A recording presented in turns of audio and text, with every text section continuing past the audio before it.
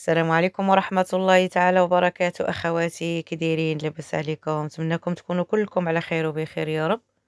اليوم إن شاء الله مع تاتا بوشرا غادي نحضروا واحد الحلوى من الحلويات الاقتصاديين، واحد الغريبة اللي كتجي لذيذة وكتجي بنينة بزاف واقتصادية وسهلة وممكن تحضروها في أقل وقت بدون زبدة بدون بيض، ولكن راه كتجي هشيشة كتجي ما نقولش لكم، كتجي مرملة غادي تعجبكم إن شاء الله وغادي تحضروها بإذن الله.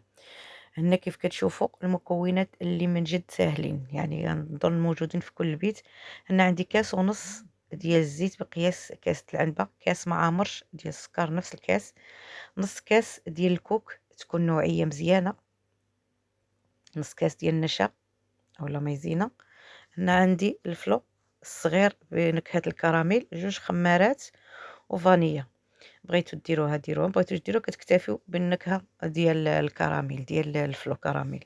الطحين عندي 400 غرام معبورة، كيف كتعرفوا الطحين يعني يكون خاص بالحلويات، عبرت 400 غرام وانتم على حسب الطحين ديالكم، يعني هاد القياس اللي عطيتكم كياخذ لكم 400 غرام معبورة ديال الطحين. هنا غادي ندوزو باش نبداو نخدمو بسم الله على بركة الله. نضيفو الزيت هو الاول، نضيفو معاه السكر، نضيفو معاه الفاني، نضيفو معاه داك الساشي ديال الفلو، يعني هذا الفلو الصغير، يعني داك الفلو اللي كيكون ديال درهم بدون سكر.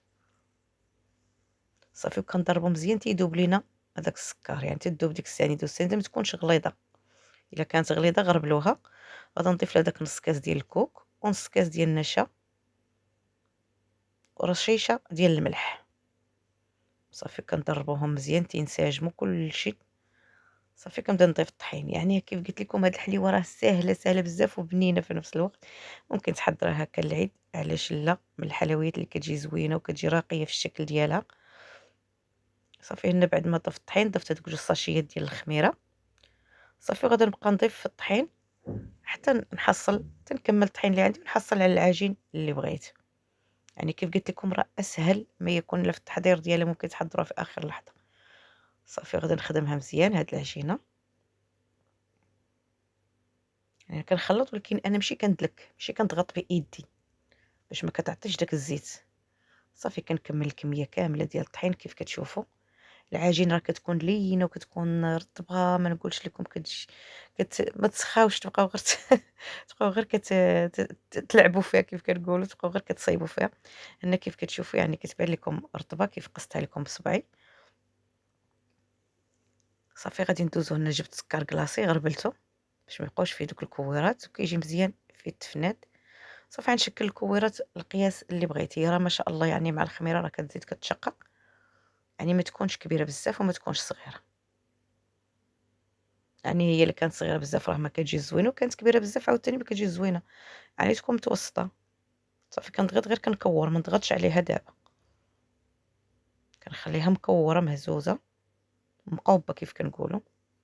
صافي كنفندها مزيان في هاد السكر كلاصي، السكر كلاصي تكون نوعية مزيانة باش ما كيتحرقش ليكم وما كيتلصقش، حيت السكر اللي ما كانش نوعية مزيانة كيولي ملصق في الحلوى وكيتحرق، حتى ملي كديرو في الفران كيتحرق. صافي غادي نجيب واحد الطاوة اولا واحد اللاطة اللي دايرة فيها البابي كويسو اولا الورق اللي خاص بالفران.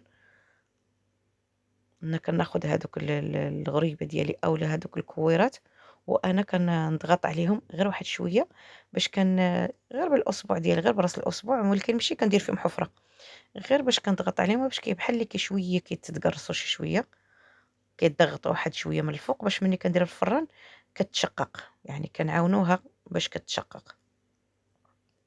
صافي ندير ولكن ما كنديرش السكر، يعني ما يكونش الفائض ديال السكر، يعني السكر غير داكشي اللي هزت لينا، صافي كندوزها في يدنا وداكشي اللي هزت لينا مابقاوش نزيدو عليها من الفوق، يعني بحال الغريبة اللي كنبغيو فيها السكر بزاف، يعني هادي ما كتبغيش السكر بزاف يبقى فوق منها.